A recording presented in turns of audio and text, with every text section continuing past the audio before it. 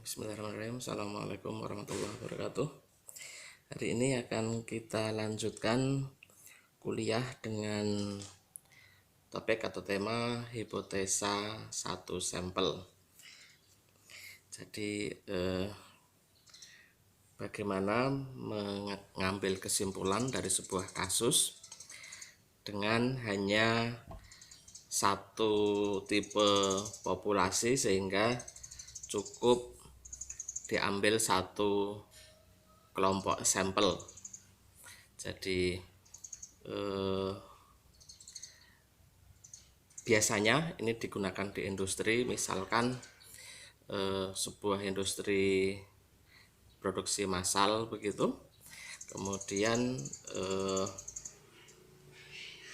untuk menguji apakah produksinya itu bagus atau tidak, atau QC pass atau reject, itu tidak bisa dites semuanya, harus hanya disampling karena sangat tidak efektif dan tidak memungkinkan bahkan menguji semuanya. Kalau misalkan produksinya satu ban berjalan jumlahnya ribuan begitu ya, misalkan dalam industri mesin memproduksi baut atau mur begitu, itu kan satu ban berjalan bahkan per menitnya bisa ribuan gitu ya.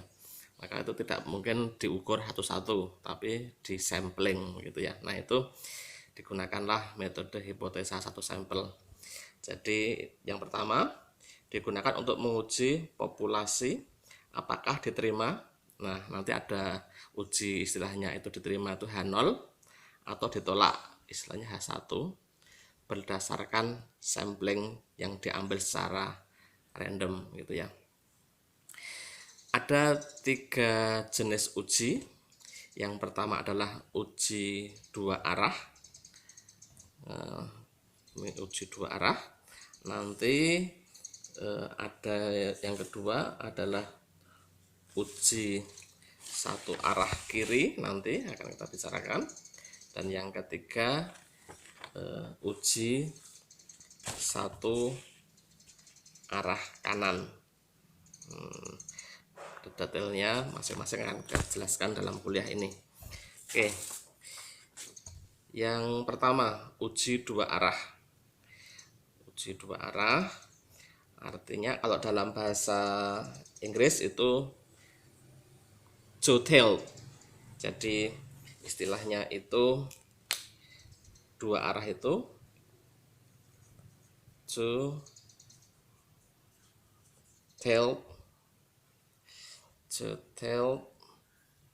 test. Two-tailed test gitu ya. Kalau dalam misalkan adik-adik semua ambil buku bahasa Inggris, two-tailed test itu oke. Uji dua arah itu memang secara gambar juga atau arti harafiahnya ya dua ekor gitu ya. Tailed itu dalam bahasa kamusnya, dalam arti kamusnya tailed ekor, karena memang ini ekornya ke kanan dan ke kiri, dua ekor. Tapi kalau diterjemahkan uji dua ekor gitu nggak enak itu ya, jadi diterjemahkan uji dua arah, arah kanan dan arah kiri gitu. Jadi dalam sebuah distribusi normal begitu yang sudah kita pelajari kemarin, itu memang ada arah yang ke kanan dan arah yang ke kiri tuh. Nah, area seperti ini itu dibagi menjadi 3 bagian: arah kiri, tengah, arah kanan. Nah, yang tengah ini disebut sebagai accepted area atau area yang diterima. Dan arah yang kanan dan arah yang kiri itu disebut sebagai rejected area. Jadi gampangannya begini, andaikan ada sampel yang jika dihitung kemudian diplot di gambar jatuh di tengah, itu maka sampel itu diterima. Tetapi jika di kanan atau di kiri itu ditolak, makanya disebut sebagai uji dua arah. Untuk memudahkan mengimajinasikan begitu. Jadi dalam engineering ukuran itu bisa dibuat dengan rancangan tertentu, misalkan diameter tertentu. Tetapi bagaimanapun juga dalam produksi seotomatis apapun ada selalu kondisi di mana produksi itu menghasilkan ukuran yang terlalu besar atau terlalu kecil.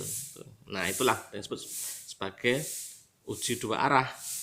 Jadi barang itu tidak boleh terlalu besar dan tidak boleh terlalu kecil. Nah, kalau ada barang yang terlalu besar, itu maka dia akan jatuh di ukuran yang sebelah kanan. Ukurannya terlalu besar. Kalau terlalu kecil ya di sebelah kiri. Ya, misalkan kalau kemarin kita bicara distribusi normal itu IQ. IQ sebagian besar orang normal itu di tengah-tengah ini. Kalau yang terlalu besar, terlalu jenius begitu, ya dia ada di sebelah kanan. Itu dianggap sebagai orang yang super normal gitu ya. Atau yang misalkan dia tidak terlalu pintar gitu, yang sub normal itu di sebelah kiri gitu ya.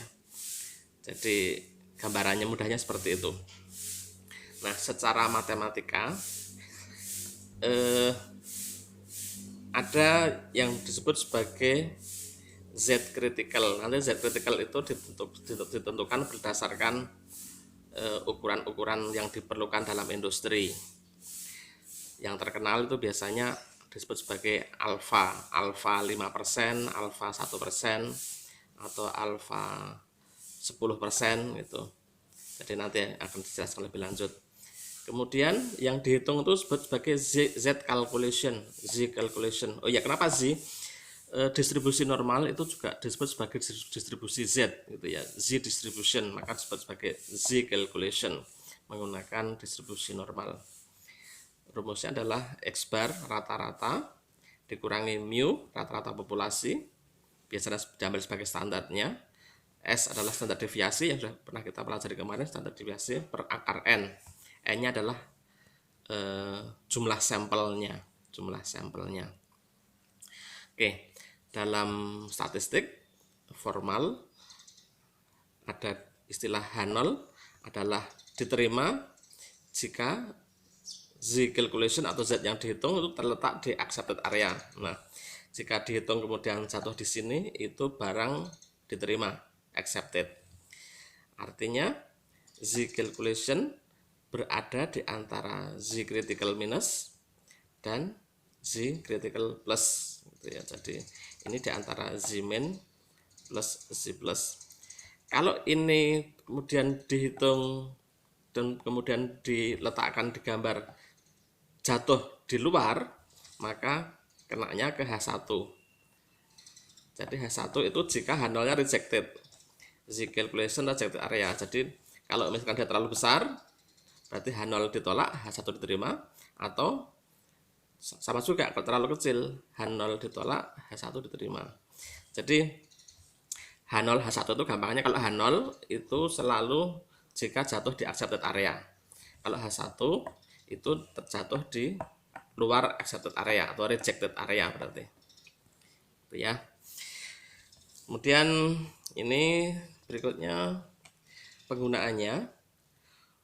Uji dua arah digunakan untuk memastikan rata-rata sampel tidak boleh terlalu besar dan tidak boleh terlalu kecil seperti tadi. Jadi yang namanya produksi pabrik itu kan harus presisi, misalkan diameternya tertentu ya yang diminta segitu, kalau misalkan terlalu besar ya dia ditolak, atau terlalu kecil ditolak gitu ya. Oke, kemudian alfa yang sering dipakai adalah 10%, 5%, 1%. Ini sering dipakai artinya tidak selalu begitu. Ada beberapa industri yang sangat khusus begitu yang mungkin tidak menggunakan angka-angka ini. Kalau misalkan tidak menggunakan angka ini ya berarti harus nanti refernya ke tabel yang kemarin kita pelajari. Tapi sementara alfa yang sering dipakai adalah 10, 5, atau 1%. Artinya sebaliknya, atau confidence levelnya 90%. Artinya kalau alfa 10%, berarti confidence levelnya 90%. Kenapa? Karena alfa itu adalah margin error. Kalau confidence 90% berarti errornya 10%. Kalau confidence-nya 95 berarti errornya 5%. Kalau confidence-nya 99 maka errornya 1%. Jadi confidence level dan alfa itu jika dijumlahkan sama dengan 100%. Seperti kita pelajari, distribusi normal itu selalu 100% totalnya. Oke. Yang pertama akan kita pelajari bagaimana kalau alfa 10%. Alfa 10% dua arah. Itu jika Anda lihat di tabel, coba nanti Anda bisa refer ke tabel yang sudah saya share PowerPoint-nya kemarin. Alfa 10% dua arah itu artinya 5% di sebelah kiri, 5% sebelah kanan. Kalau di belah tengah begitu, maka yang bagian kanan adalah 45%, 5%. Atau saya mungkin saya lebih jelasnya begini. Misalkan ini gitu ya. Yang tengah persis.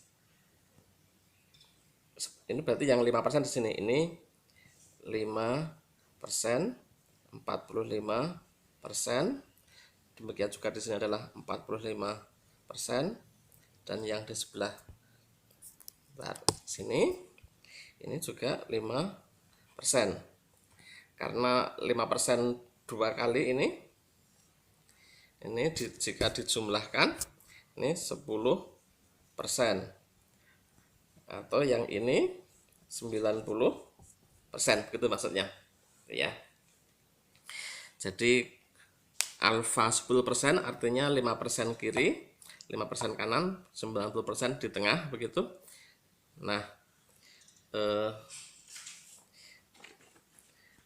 di bagian Z critical-nya, Z critical-nya itu plus minus 1,65. Jadi min 1,65 adalah batas kritis di sebelah kiri, dan plus 1,65 batas kritis di sebelah kanan. 1,65 itu dari mana? Dari tabel yang kemarin.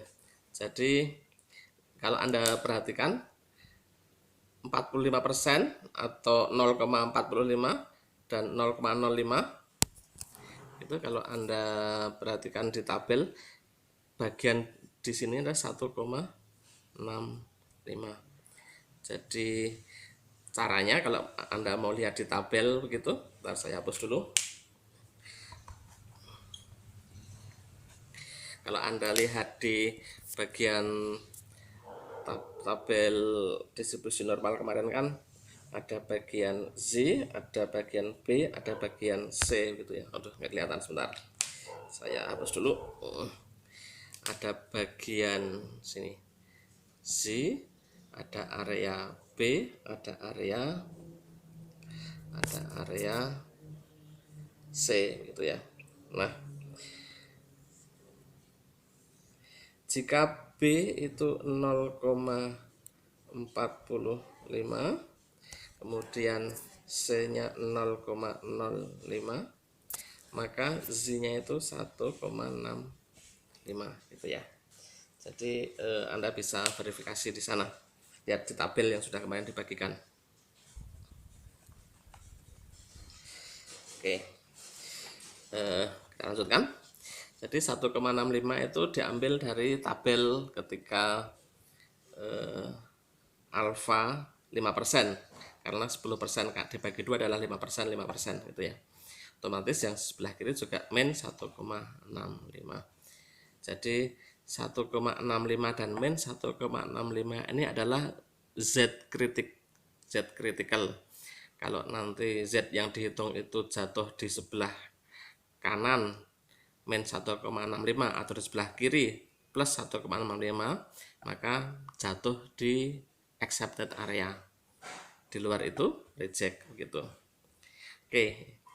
Bagaimana kalau alfa 5%? Kalau alfa 5% ya sama, 5% dibagi 2 adalah 2,5%, 2,5%. berarti di sini 47,5%, sebelah sini 47,5%, atau di sini 95%, 2,5%, 2,5%. Kalau Anda verifikasi di data yang kemarin di tabel, pada saat B 47,5 dan C 0,025, maka Z-nya mesti 1,96. Pembulatan tentu saja, di sana kan ada 4 digit ya. Silahkan nanti diverifikasi di tabel itu. Oke, yang ketiga, bagaimana kalau alfa 1%? Dengan cara yang sama, jatuhnya adalah di min 2,58 dan plus 2,58. Ini adalah angka-angka kritis dengan alfa. Alfa 1% angka kritisnya ini, alfa 5% angka kritisnya ini, alfa 10% kritisnya ini. Tuh ya. Nah, sekarang masuk ke contoh aplikasinya. Karena aplikasi yang paling mudah itu menggunakan di bidang engineering itu menggunakan contoh scrub gitu ya, more dan baut misalkan. Ini saya ambil bautnya. Jadi kan scrub itu kalau dia terlalu besar itu dia kan nggak bisa masuk, seret gitu ya, sempit begitu ya. Tapi kalau terlalu kecil dia longgar. Itulah kenapa Moore dan baut itu ujinya menggunakan uji dua arah, karena dia dituntut presisi, tidak boleh terlalu besar dan tidak boleh terlalu kecil, sehingga dia menggunakan tes dua arah. Jadi contohnya di sini, sebuah pabrik baut produksi dengan spesifikasi diameter 14 mm. Kemudian bidang QC atau QC departemen melakukan sampling. Jumlah samplingnya dari ribuan atau puluhan ribu, satu peti itu biasanya bisa puluhan ribu. Itu 35 pieces di sampel, itu diambil random.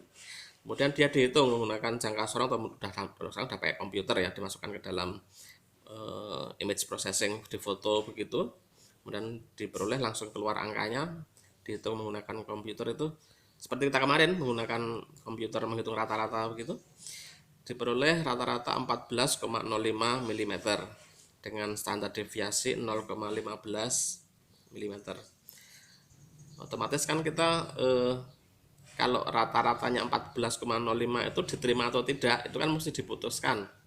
Karena bisa jadi satu peti itu kan harganya bisa jutaan gitu ya. Tidak boleh langsung ditolak begitu, tapi harus ada alasan. Apakah 14,05 mm itu masuk ke dalam accepted, masih bisa diterima, atau harus di reject gitu ya. Pertanyaannya, dengan uji dua arah 1%, produk ini accept atau reject gitu ya. Oke, jawabnya. Dihitung Z dulu, Z calculation. Itu tadi rumusnya. X bar min mu dibagi S per akar N gitu ya. Oke. X barnya adalah rata-rata sampel 14,5 mm tadi, ini 14,5 mm. Kemudian min mu nya adalah spesifikasi rata-rata populasi. Diambil spesifikasinya 14, kan syaratnya 14, speknya 14 mm, 14,00 dibagi 0,15 standar deviasi per akar 35, sampelnya 35. Maka ketemu 1,972. Nah, angka 1,972 ini jika diterapkan di dalam tadi uji 1%, tadi kan 1% itu posisinya ada di antara min 2,58 dan plus 2,58. Nah, angka 1,972 itu otomatis berada di sebelah kiri 2,58. Logis ya, jadi dalam mestar mendatar begitu, 0, 1,972 itu berada di sebelah kiri 2,58, maka dia jatuhnya di accepted area, maka H0 accepted. Artinya apa? Dalam statistik 14,05 itu dianggap berbeda tetapi tidak signifikan perbedaannya, atau bisa dianggap rata-rata 14,05 ini oke lah, dianggap masih memenuhi speknya, masih dianggap sama dengan mu 14 mm. Ini kalau ujinya uji 1%. Nah, pertanyaannya berikutnya, bagaimana kalau diuji 5%? Jadi semakin besar alfanya, itu semakin mempersempit area accepted-nya, berarti dia makin presisi harusnya gitu. Jadi alfanya diperbesar. Oke, jika alfa 5%, area kritikalnya menjadi menyempit. Jadi kalau tadi 1% itu 2,58, kalau yang 5% jadi tinggal min 1,96 dan plus 1,96. Nah, yang dihitung tadi 1,97 jika dimasukkan dalam uji 5%, dia ternyata masuk di sebelah kanan 1,96. Logis ya, 1,97 kan lebih besar daripada 1,96, sehingga dia berada di sebelah kanan garis kritis atau rejected area. Jadi pada kondisi uji 5%, H0 rejected, H1 accepted, artinya 14,05 itu signifikan berbeda. Artinya di sini Anda bisa simpulkan bahwa alfa, nilai alfa itu sangat menentukan presisi yang disyaratkan. Semakin besar alfanya, maka dia akan menuntut hal yang sangat presisi gitu ya. Seperti yang tadi itu 14,05, jika diuji dengan alfa yang 1% dia diterima, tapi ketika diuji dengan 5% dia reject gitu ya. Oke, mudah-mudahan bisa dipahami. Terus kemudian bagaimana kalau pada peti selanjutnya, pada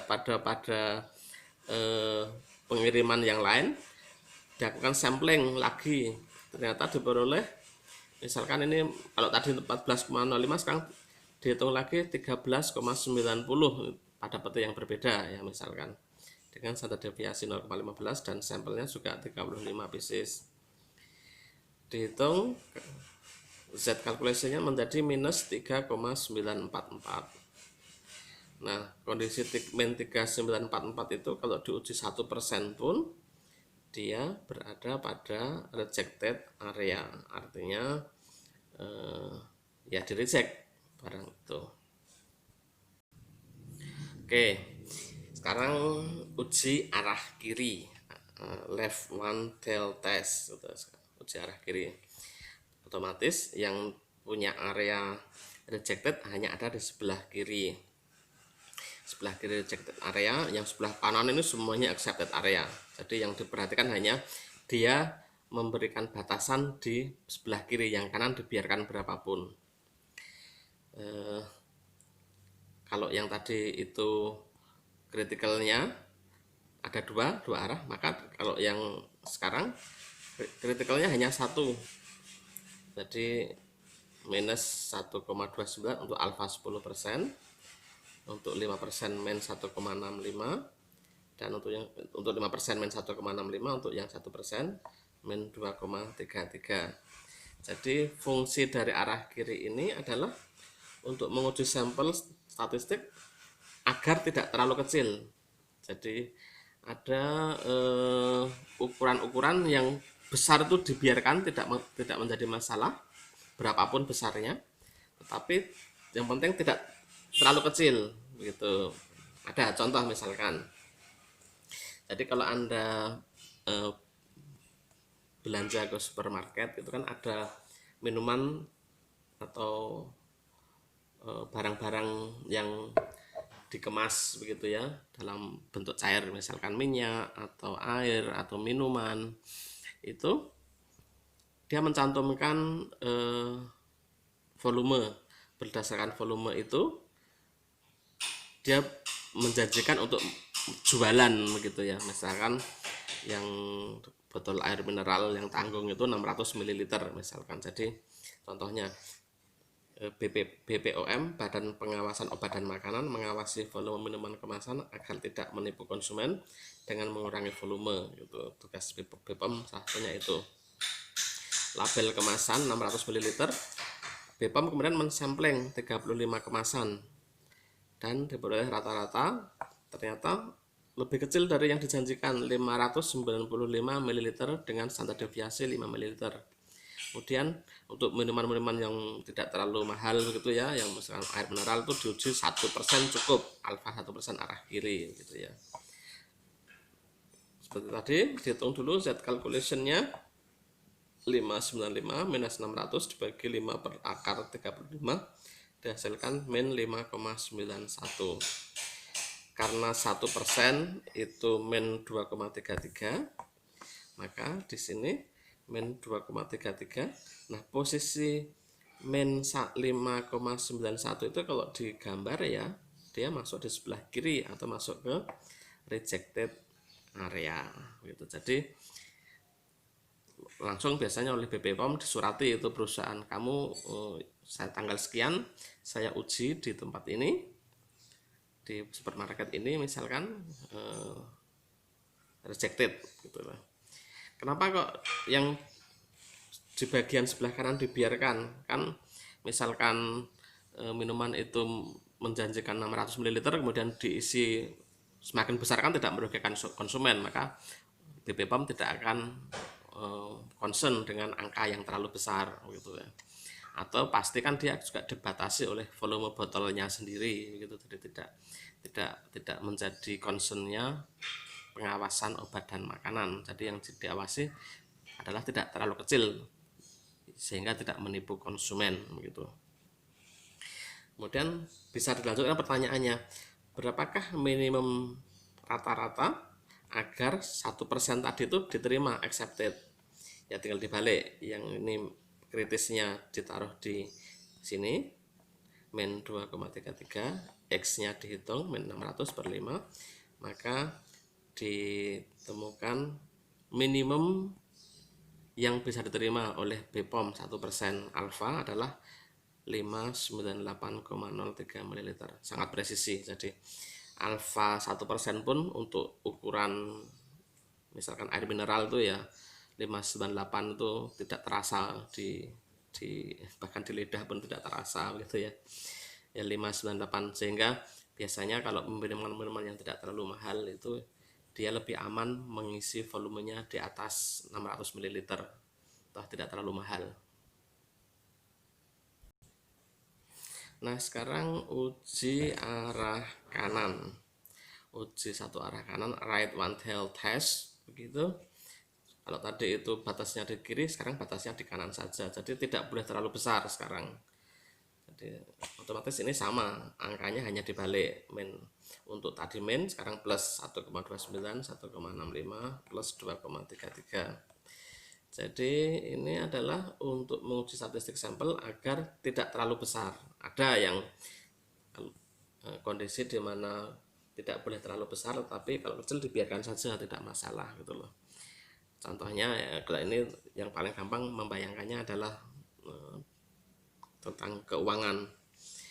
Biaya itu kan kalau kecil boleh, besar tidak boleh kan begitu ya dalam ekonomi gitu ya. Ya, contohnya manajer keuangan perusahaan menetapkan biaya promosi setiap kunjungan sebesar 13,25 dolar misalkan. Jadi di supermarket modern itu banyak barang-barang yang harus dikontrol oleh supervisornya dari sebuah produk. Kemudian dia harus dibiayai kan begitu, perkunjungan berapa. Contohnya di sini adalah 13,25 dolar. Kalau sehari dia bisa mengunjungi 10 outlet begitu ya, dia sehari dibiayai 130 dolar, 132 dolar, 5 gitu ya, lumayan. Sekitar ya per hari transportasinya sekitar 1,7 juta gitu ya untuk seorang supervisor. Oke. Sebagai kontrol dilakukan audit dengan sampel 100 kunjungan dan dihitung rata-rata biayanya. Ternyata ada seorang supervisor yang dia diaudit kemudian dihitung rata-rata kunjungan itu 13,29. Ini sudah seorang manajer keuangan harus concern, harus waspada. Diberikan batas 13,25 kok ini ada seorang supervisor yang rata-rata membutuhkan biaya 13,29 dolar dengan standar deviasi 0,5 dolar. Kemudian dihitung dengan 1%, apakah ini masih bisa diterima nggak atau di accepted atau enggak gitu ya.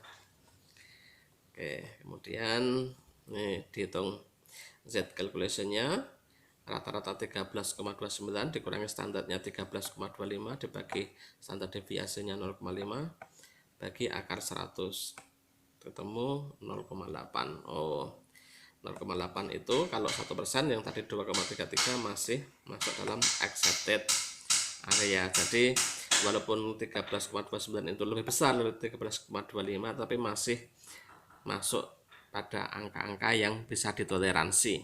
Artinya H0 accepted, rata-rata tadi itu masih dianggap masih sama dengan standarnya begitu.